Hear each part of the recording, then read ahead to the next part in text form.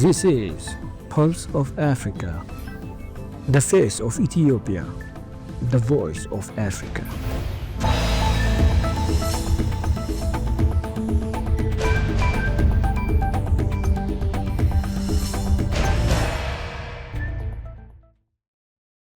Hello viewers, you're watching Pulse of Africa. I'm Gamachi Samandida for the main news. First, our top stories for today. Ethiopian Prime Minister Abiy holds bilateral talks with Nigerian Vice President.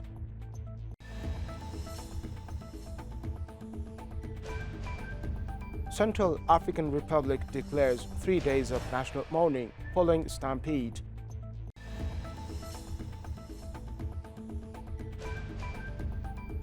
Guterres says UN's founding principles under unprecedented attack. Now the news in detail. Ethiopian Prime Minister Abiy Ahmed stated that his meeting with Nigeria's Vice President Kashim Shettima centered on strengthening bilateral ties and addressing key African continent concerns. Quote, "This evening I welcomed Vice President Kashim Shettima of the Federal Republic of Nigeria. We discussed key bilateral and continental issues," the Prime Minister shared on his social media pages. Nigeria's Vice President, accompanied by a high-level delegation, visited the newly renovated Ethiopian National Palace in Addis Ababa, which has now been officially opened to the public, marking a major milestone in Ethiopia's efforts to boost cultural tourism. Libya's national oil company, NOC, has signed a memorandum of understanding with Turkish State Oil Company, TPAO, to conduct a geological and geophysical study of 4 offshore areas.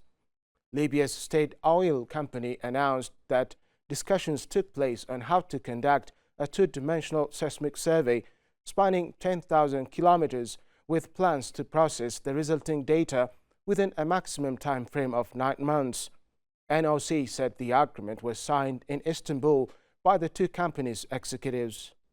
The Central African Republic CAR has declared 3 days of mourning after a stampede at Al-ain that killed at least 29 people and injured more than 260. According to the online publication, the incident occurred at the educational institution in Bangui, the capital of the Central African Republic. The commotion was caused by a transformer explosion during the final exams at which more than 5,000 people were present. Prime Minister Felix Mola visited one of the hospitals where the injured were admitted. Most of the victims, including 16 girls, died on the spot in the crash. The deaths of other people were confirmed upon admission to the nearby hospitals.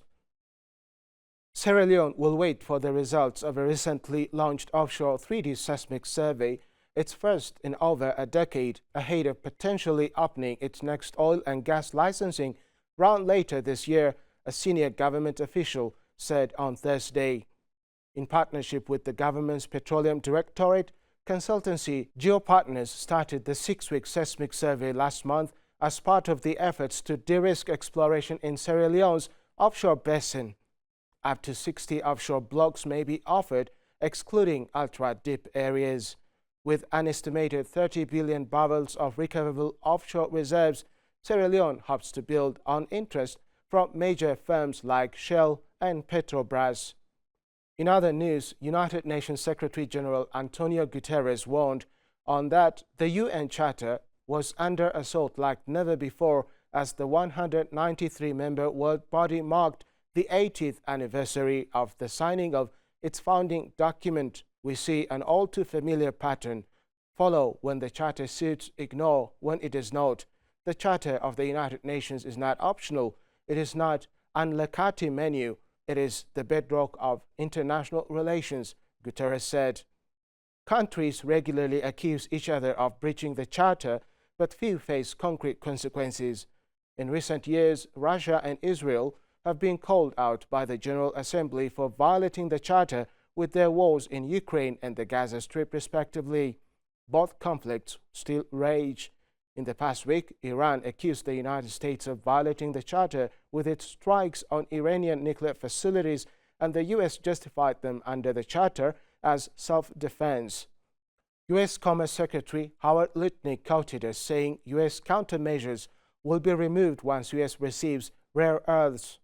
The United States has reached an agreement with China on how to expedite rare earth shipment to the U.S., a White House official has said, amid efforts to end a trade war between the world's biggest economies. President Donald Trump said earlier on Thursday that the U.S. has signed a deal with China the previous day without providing additional details, and that there might be a separate deal coming up. During U.S.-China trade talks in May in Geneva, Beijing committed to removing non-tariff countermeasures imposed against the U.S. since 2 April, although it was unclear how some of those measures would be walked back. The story of resurgent Ethiopia and burgeoning Africa is here, only on the Pulse of Africa channel, all the time. Pulse of Africa, the face of Ethiopia, the voice of Africa.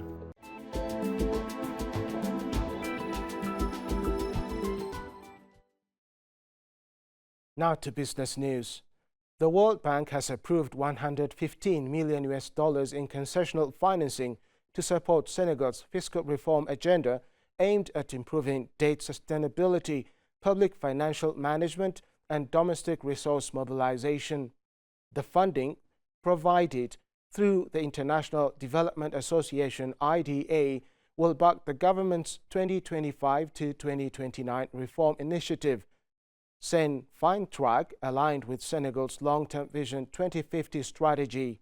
The initiative, known as the Strengthening Senegal's Fiscal Sustainability Program, reflects close collaboration between the World Bank and the Senegalese government.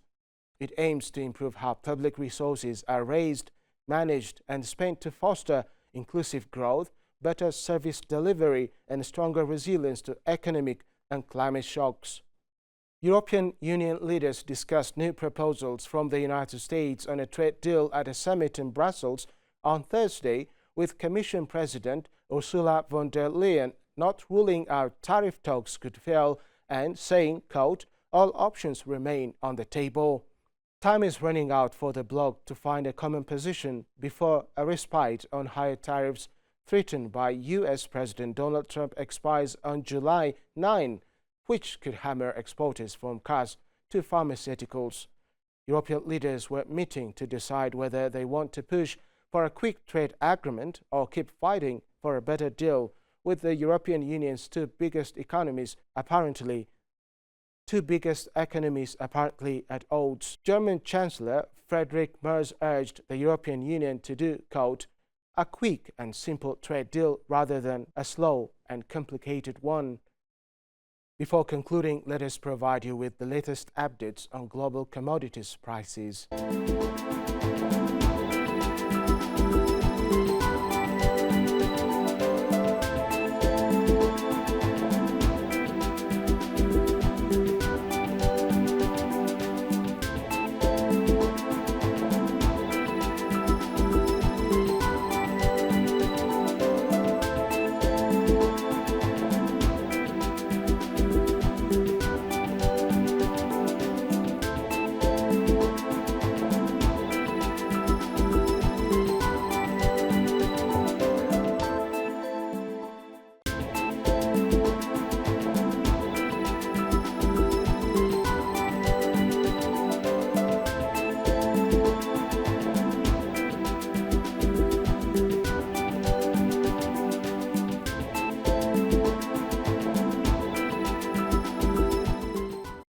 Now to weather updates.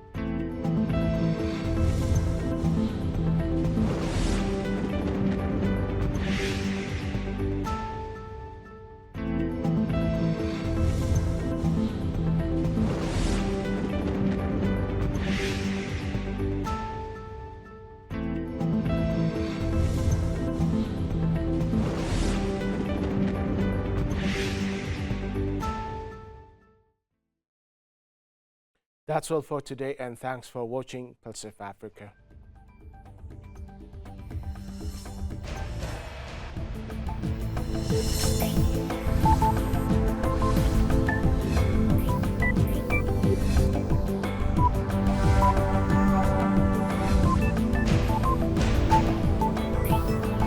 This is Pulse of Africa, the face of Ethiopia, the voice of Africa.